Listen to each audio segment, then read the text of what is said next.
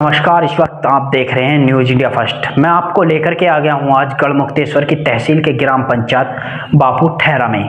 वहीं थोड़ा हम जानने का प्रयास करेंगे कि जनता के बीच 4 साल में यहां की ग्राम पंचायत में प्रधान जी ने क्या क्या विकास कराए हैं।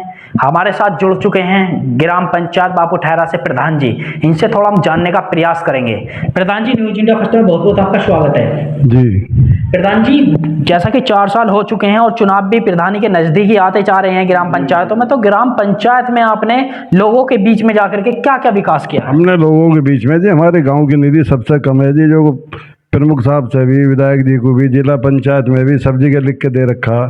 तो हमारे यहाँ टंकी अधूरी जो रह रही है जी, इसके लिए बहुत काफ़ी कहा। ये पंचायत घर के 2 कमरे तैयार हुए हैं जी, और जो कि खरंजा लगा है जी, और तुम्हारे जो कि स्कूल में ये शौचालय की मरम्मत कराई है जी, क्योंकि हमारे गांव की निधि है जी। हमने तो विधायक जी से भी कहा कि हमें 200-300 मीटर दे दो, ब्लॉक प्रमुख साहब से भी कहे कि हमें 200-300 मीटर का जो खरंजा दे दो।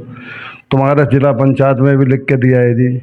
तुम्हारे जो विकास खंड इसमें PWD में खरंजे के लिए, मंदिर के, स्कूल के लिए जो उसके लिए भी लिख के दे दिया आज लेटर, लेकिन कोई भी जो हमारे जो, अगर हम बात करें तो आपके ग्राम पंचायत बापू ठहरा का कितना पोलिंग होगा? करीब जो पोलिंग तो 1,000 कुछ का है, लेकिन 700 वोट पड़े हैं जी।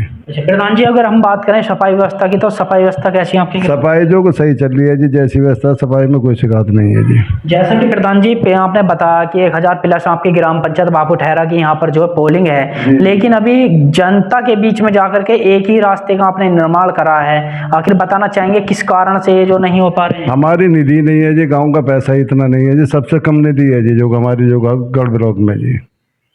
इस वजह से हम कोई विकास ही नहीं करा पाए जी, जितना है जो बस उतना ही कर रहे हैं जी। तो लोगों को कैसा लगता है आपको प्रधान बना करके? आप क्या समस्याएं रहती हैं आपके पास, क्या समस्याएं लेकर के आते हैं अपनी ग्राम पंचायत की? प्रधान जी बताना चाहेंगे। जो गांव की समस्याएं जो ना, हम यहीं पे सोल्यूशन करा दें जी, बाहर कहीं जाने की जरूरत नहीं पड़ती जी।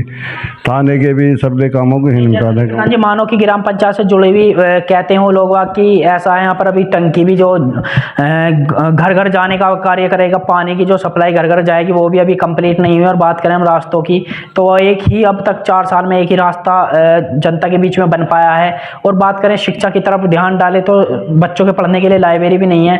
तो गांव वाले की क्या कुछ आपके बीच समस्या रहती है, बताते हैं? समस्या रहते हैं जी, हम कहते हैं जी, लेकिन हम कह रहे हैं जी ऊपर, लेकिन जो हो ही ना पाता जो निधि ना है जी इतनी, तो क्या करें।